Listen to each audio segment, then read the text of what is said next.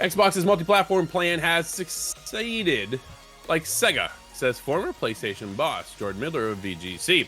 Former PlayStation executive Shawn Layden has said that Microsoft's multi-platform plan can succeed like Sega's, but that it will make it harder for Microsoft to build FOMO for Xbox consoles. Very much so. Layden, who was the chairman of the company's worldwide studios group when he left Sony in 2019, recently appeared on the Kiwi Talks YouTube channel. Among the topics discussed was Microsoft's recent initiative to release its major games on PlayStation 5.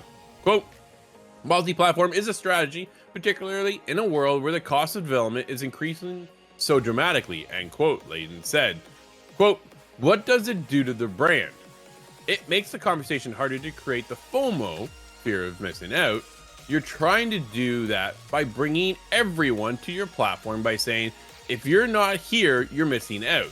But if it's available on all platforms, that's one of your marketing tactics you can't use.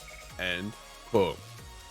Multiple former Xbox exclusives have recently been announced for PlayStation 5, most recently Forza Horizon 5, and Indiana Jones The Great Circle. And boss Phil Spencer has said that there are no red lines for what could come next, hinting towards Starfield and most currently Fable. Right? Those are my words. I'm calling those up right now. Quote, we've seen it before. I was in the business with Sega, brought their Dreamcast titles to PS2. In time, then Sega became a software-only company and have had a great transformation in that sense, end quote. Layden continued, quote, so it does have historical precedence, end quote. Sega's final console, the Dreamcast, was released in 1998 and continued into March of 2001. Michael, is this the future of Xbox? One more console generation and they're done? I'm starting to think so, Drew, right? I mean, at this point, it's all about Game Pass.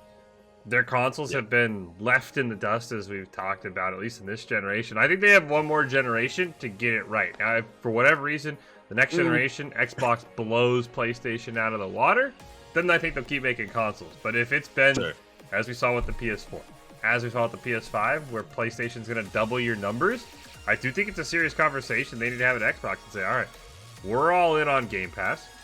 Our hardware just isn't selling.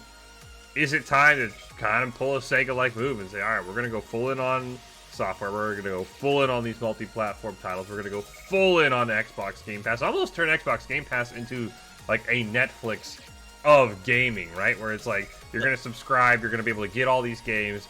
I think this obviously very much depends on, as we talked about last week, can they convince Sony, hey, let us put Xbox Game Pass onto PlayStation consoles. If that succeeds, I think they are 100% just, all right, Sony, you have officially won the console wars. Nintendo, you have won the handheld wars. We're full in. We're going to put Game Pass on your consoles, and that's how we're going to make our money.